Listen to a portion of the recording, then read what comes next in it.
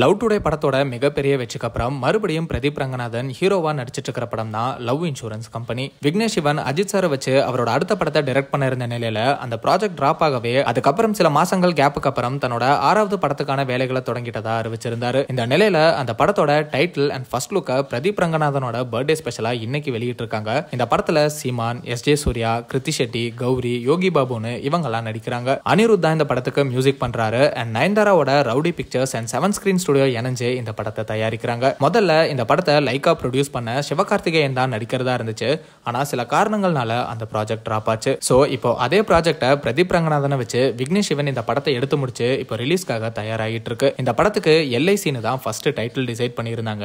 அதாவது love insurance corporation வச்சிருந்தாங்க. ஆனா life insurance corporation of India கிட்ட இருந்து எல்ஐசி அப்படிங்கிற பேரை யூஸ் பண்ணக்கூடாதுன்னு வார்னிங் வரவே இப்போ லவ் இன்சூரன்ஸ் கார்பரேஷனை லவ் இன்சூரன்ஸ் கம்பெனி அதாவது எல்ஐகேன்னு மாத்தி வச்சிருக்காங்க.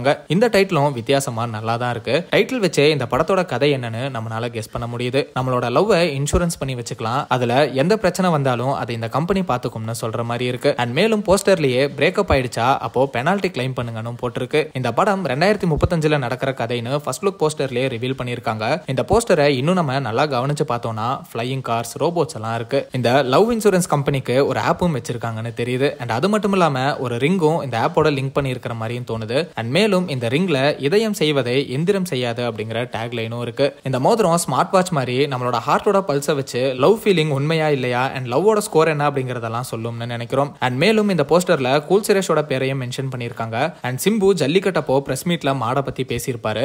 அந்த வீடியோ கூட சமீபத்துல வைரல் ஆச்சு. அதையும் ட்ரோல் பண்ற விதமா ஒரு கவ் அப்படிங்கிற ஒரு ஷாப்பையும் இந்த போஸ்டர்ல நம்மளால பார்க்க முடியுது. இப்படி ட்ரெண்டிங்கான நிறைய விஷயங்களை இந்த போஸ்டர்ல மென்ஷன் பண்ணிருக்காங்க.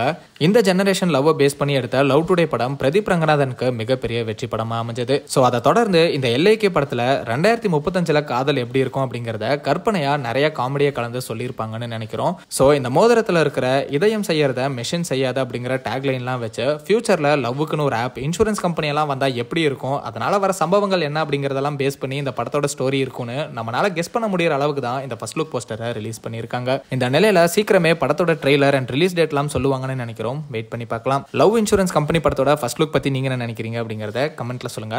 அந்த மாதிரி அப்டேட்ஸ்க்கு ட்ரெண்ட் ஆக்ஷனால சப்ஸ்கிரைப் பண்ணுங்க.